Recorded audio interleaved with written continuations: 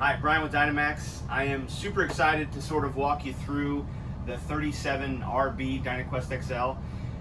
The original plan was to take this down to the Dynamax rally in New Orleans. Unfortunately, COVID came into play, and so we weren't able to do that.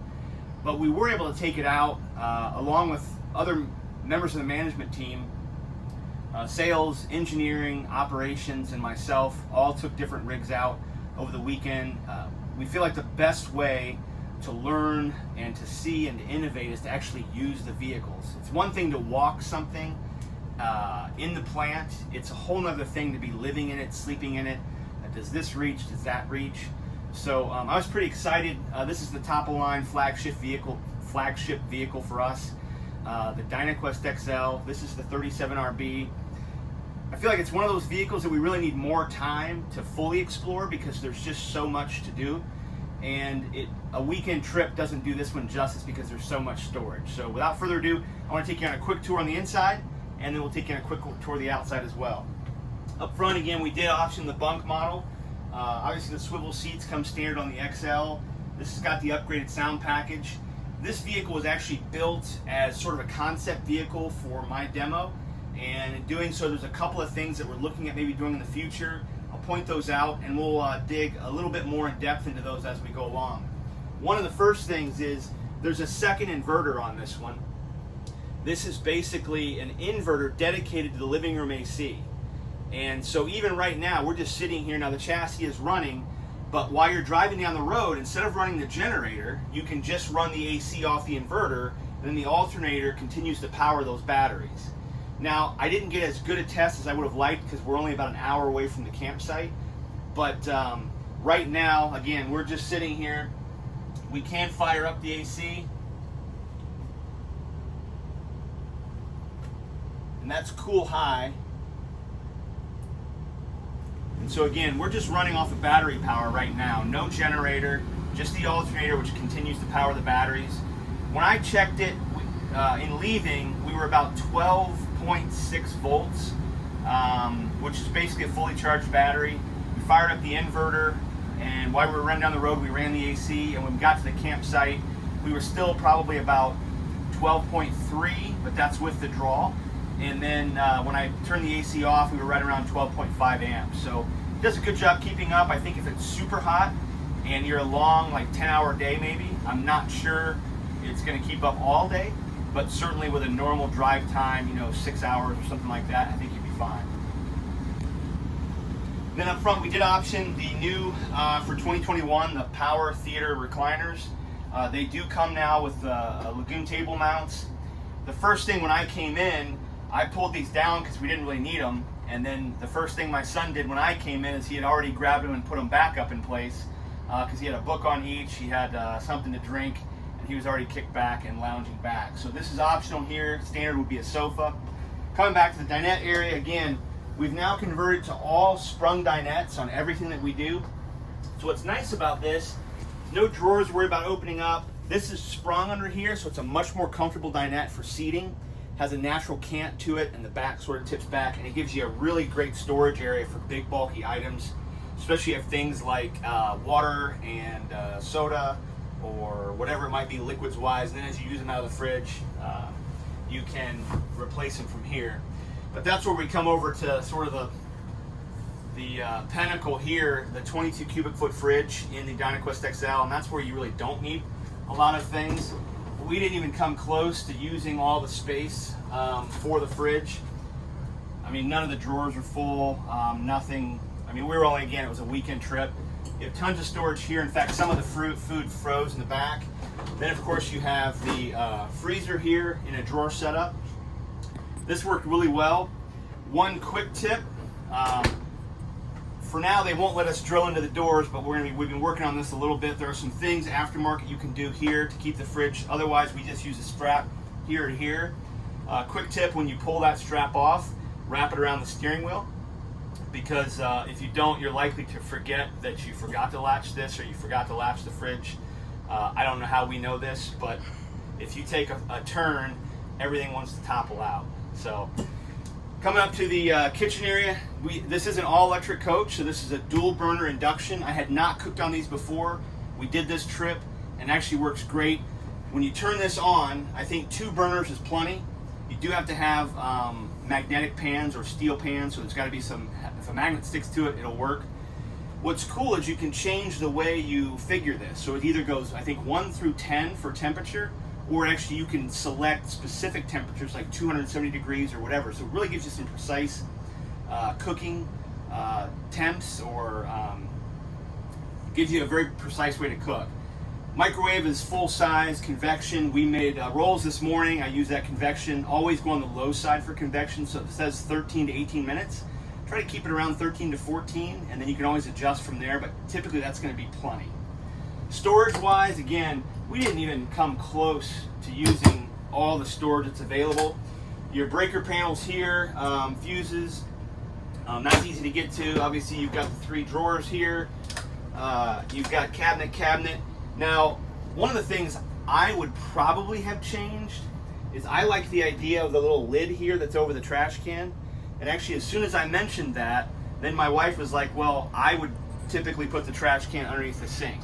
So that's one of those things where we think we might have a good idea, but then depending on how people camp or how they expect things to be, they may have another idea of how it should go. But I think in the future what we would do, maybe I would locate the trash here, and then as I'm prepping, might have it just out a little bit, because then, you know, as you're cracking eggs or whatever, you can drop everything into the trash, and I'm not continually opening that cabinet door. Double sink, of course, more cabinet space, plenty here. What was interesting to note is when I brought this in, it didn't quite fit. It almost is designed so it doesn't fall out, but it fits perfectly, this bottle right here. Whether it was designed that way or not, I don't know, but kudos to the engineers if they did. Obviously, we still have our gooseneck faucet, double sink. You've seen that before. The lid edge countertop, which is standard on the XL. More cabinet space. Up here, of course, you're just going to have your HDMI matrix. This is your Blu-ray player. Bose soundbar, of course. Over the door, this is a new door. I'll give you a better look at this when we go outside. This is a new door for 2020 with the pull-down shade. That latch is right here. The screen door actually has the latch where you can open and close from inside. So there's handles in and handles out. So you don't have to open the screen door slider to actually activate that. Of course, you have the cabinet up here. You can put whatever you want. Obviously, we've got brooms, whatever. Your awning controls are there. By popular request, too, a lot of people thought that some of the TV controls were up front. Those have now been moved, so they're here, easy to access for the WineGuard satellite. A couple of USBs, so if the kids are up here, they've got a place to plug in. And just a side note here, this is the WineGuard Connect. So you're going to have TV antenna power here, and this is the Wi-Fi repeater power here. We did try to use this over the weekend. I was able to very quickly go in, access the WineGuard, access the satellite, access the Wi-Fi at the campsite. Unfortunately, the Wi-Fi at the campsite was absolutely terrible, and so even trying to connect on your phone or anything, it wouldn't connect. So while we were getting, some people were confused by Wi-Fi power or the signal strength. So this boosts the signal strength. It gives us much stronger strength, but it just wasn't very good Wi-Fi. So anyway, up front, of course, we still have the quad view camera. This has got the JBL sound system, and when we do the outside walk around, I'll give you a better view of the other thing that we built custom for this vehicle as we prototype the front door speaker setup. So there's a new door panel with speakers, and I'll show you that in a little bit. Heading back to the back end, one of the things we also, so in addition to the big fridge, a lot of times when you do a big fridge, you lose the pantry. So we have all this cabinet space up front. And then in addition, we've still got all the pull-out drawers in addition to the big fridge. So, like I said, we didn't even put anything in these for the weekend. That's where I felt like maybe the week-long trip at the rally would have been a better demo trip for this, because this is sort of more of a longer-term stay vehicle, the length. So then, and then of course right here we had a gap, so we put a cabinet in, and that became sort of the s'more station here. So this is where all the s'more stuff is going, and again, 2 more cabinets we weren't even taking advantage of. Heading back, of course we've got the washer dryer set up here. So they're down low, easy to get to at that point, and then you've got this space up here. Now a lot of times people are like, well, why don't you do this, why don't you do that? And some of it is, as soon as we start putting permanent things in, you're locked into that permanent setup. Whereas here, you can hang those little cubbies down. So if you want to do folded stuff in, if you want to use half for something, half for something else, it gives you a lot of flexibility in how you want to do it. And that way, you know, we're not putting permanent things in that need to be removed. You can sort of customize the space as you see fit. Those are motion sensored lights in there. They do come on as you're walking by because it sees you through the slats. So just word of caution. Now, one of the highlights of the 37RB, of course, is it's a bath and a half. And the last trip that we took, my wife basically said, hey, if we're going to travel with a 13-year-old boy again, I want the bath and a half. So while I prefer the medium, sometimes the smaller ones, I will say I was pleasantly surprised with how nice this really worked out. The half bath, of course, I'll let you peek in there. So again, plenty of cabinet space. You've got overhead, you've got medicine cabinet, you've got base cabinet, sink, toilet. So really this was his bathroom during the trip, and we didn't even get anywhere near the amount of utilized amount of space that's available to you. So heading back from the half bath, of course, we've got the bedroom. We've got slider doors here. One thing for 2021, we have changed to the spring-loaded door latch. What this means is instead of having a latch that you have to physically put up or down each time, it's spring-loaded. And so what happens is it hits a track right here, and there's a little receiver piece. So as it goes in, it automatically locks into place. Push the spring in, and then it retracts. One downfall to this, although I don't know that anybody else noticed it, is that in the middle of the night, you have to get up and go to the bathroom. Those are not the quietest springs in the world. But if you hold them down, put it into place, and then let it go, it seems to be a little bit better. Coming back to the bedroom, of course, slide out bedroom, you've got cabinets over top. One of the things we did add for this year, this I think was new for this coach or new for the sort of a concept, were these more directional reading lights. So instead of having a really bright light that even if you turn one off, it was pretty bright. The one thing I will say is even then, I feel like it's a little too bright. So these are touch control, and I guess it does quiet it down, but there's lights coming around the edge. It is way more directional than lights we had that were little puck lights. And if you want, the first touch is almost just like a little night light. I don't know if there's enough to read, but I would probably read on a Kindle and not need the light anyway. But you can control these independently. And then of course you've got little countertop for each side with 110 plug-ins and 12 volts. So if you have a CPAC or something like that, you have the ability to plug that in. The bed itself is standard on the XL, which is the Dynamax, which is basically a foam-topped mattress with an air bladder inside. Super comfortable, and it's very easy to adjust then using the controls. We talked about those a little more in depth. Again, coming around to the wardrobe area, I put nothing in the drawers. We just didn't have enough, but you've got just tons of cedar-lined drawers. Actually, I did use one drawer for the drone. So you've got all this drawer space here. You've got cabinet space galore. Also cedar lined. His and her wardrobes, or hers and hers, I guess. In this case, I got a little space. Bose soundbar, and then of course you still have the access behind the TV, so you get more storage there. Then of course heading back, the part that I loved this bathroom. If you're staying for any amount of time, there is a ton of space back here. When you take a shower and you get out, you're not bumping into things when you get dressed. So this really is for long term, or if you're looking full time or longer trips. This bathroom is I don't think it can be beat. So you've got his and her vanities. You've got plenty of wardrobe, or you've got plenty of medicine cabinet space. Another little storage area here. You've got drawers. You've got more cabinets below. While we never really got ready in the bathroom at the same time, if you ever had to, you have obviously dual sinks here. You've got the cabinet space up over the toilet, which gives you plenty of space. Towel bars. What was really nice was the shower. Of course, there's plenty of space in here. We've now gone to a different faucet, so the flow and the temp is just by a single rotation, as opposed to the ones that pulled out then rotated. So sometimes if you bumped those inadvertently, it would cut the flow or change the temp. That's just it's eliminated now. Shower was super hot. We've got this now fold down section here, so if you need it, you have it. If not, it's folding, it's up out of the way, not taking space like a fixed seat would.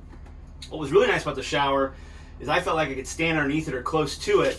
Now, this, where it's sitting right now, you're about 5'11" to the shower, the tip of that shower head. So 5'11" will get you underneath the head itself, and then you are basically 80 inches to the top of the skylight.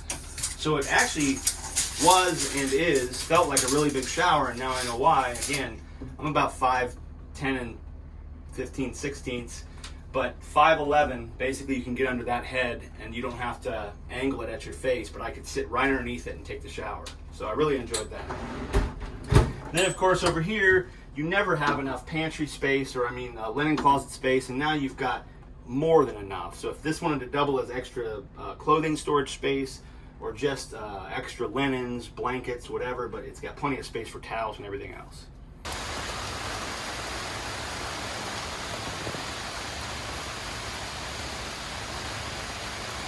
After a short rain delay, we're back to do the exterior of the 37 RB DynaQuest XL.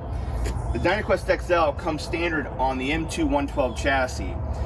The difference between that and the 106 is basically right here.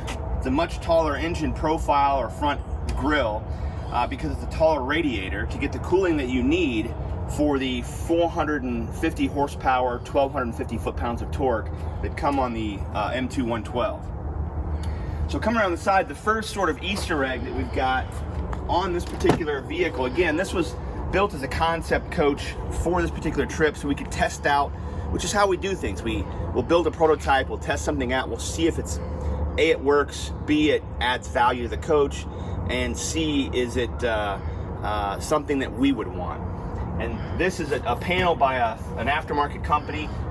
It's modified here to add a speaker in the door. So instead of just the dash speaker and the sub, you add 2 additional speakers. So whoever buys this coach, and we'll try to put what dealership it's going to in the comments or in the notes section, they'll have this. It's not on the brochure. It's not available to order at this point.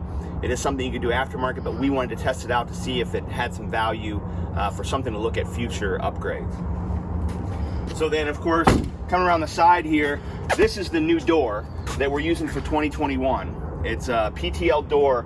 What's unique about this is instead of a face mounting frame that mounts to the coach, and if there's any variation in the wall or the transition, it wants to flex that frame. This door actually mounts from the side. So the door and the frame stay in plane. It mounts in, and if there's any variation, then it's adjusted by bending these basically flanges over. So that way the frame and the door stay perfectly in plane. The other thing is it basically seals all the way around on the face of the frame. It's a much heavier door. It's probably double the weight of the door we were running. The gas strut is gone. I'll tell you, a lot of times we get complaints about something and we change it, and then we get complaints from the people that loved whatever we did after the fact. This is one I'll say, we got rid of the gas strut, which a lot of people didn't like. The one thing I like about the gas strut is if you got your hands full and you get the door open, the gas strut just opens the door all the way. Now if you're level and we're slightly uphill here, this is not going to open all the way. Or it's not going to open on its own. It does have a steel rod up at the top, and it does lock into place. So it is nice from that standpoint, and it is heavier, trust me. I'm not upset that we got rid of the gas strut, but it is one of those things I do miss that advantage over to that pro. And so the screen here, of course, again, we had them add this in and out, so you don't have to open this. In fact, you need to have it here to open the screen door. Much, much heavier door. And then on this side right here, they also seal the hinge. So there's actually a strip here that goes over the hinge part. That cuts any wind noise and things like that you might have. So this is new for 2021 on all of the ISATA 5 series and up. It's a little too heavy for the 3 series right yet. And then on the storage, of course, there's tons of storage on the RB. Of course, this one goes 3/4 of the way through, so you've got a ledge. I find that perfect to be for the folding chairs. And then this one right here, of course, same thing. This one actually goes all the way through. And this actually fit, I've got these Stairlight bends. This fit 2 bends too high. And so tons of storage there available. Your water tank is going to be here. Of course, you've got hundreds of gallons of fresh water. We did talk about maybe moving this under the bed. Still 100 gallons of fresh. That may happen at some point. We're still something we're looking at. Another storage compartment here. This one also goes all the way through, but you've got the power cord reel on the other side, which we'll see. Your aqua hot will be here. It is the 450D. We used to run the LP version, and in really cold temps, we didn't feel like the LP could just keep up. It could keep it warm, but not really as comfortable as you'd like. The 450D has done a great job and just provides way more heat. And then, of course, your rear on the DynaQuest XL, it's electric only, and so normally you'd have an LP tank on that side, whereas in this case, you get a full pass-through compartment all the way through, and you've actually got quite a bit of height in there. All right, then come around the other side. Of course, the 20,000-pound hitch. You're gonna have your docking lights here. That same storage compartment here on the other side goes all the way through, so if you have anything long, I'd bet like an inflatable kayak or something would fit in there. Here you're gonna have your utility bay. You've got your power hose reel. You've got your black and gray handles. The really nice thing about this is it's got the Thetford Santicon, so you don't have to touch anything really. You hold this, you put it into the thing. This you can spin off, of course, but you're not touching the heads. And then obviously you pull the handle. There's a pump here. You switch the pump on, and the pump will basically flush everything out. You do the black first. Make sure that's clean. Do the black tank flush. I did black tank flush this. The flush connection is right here.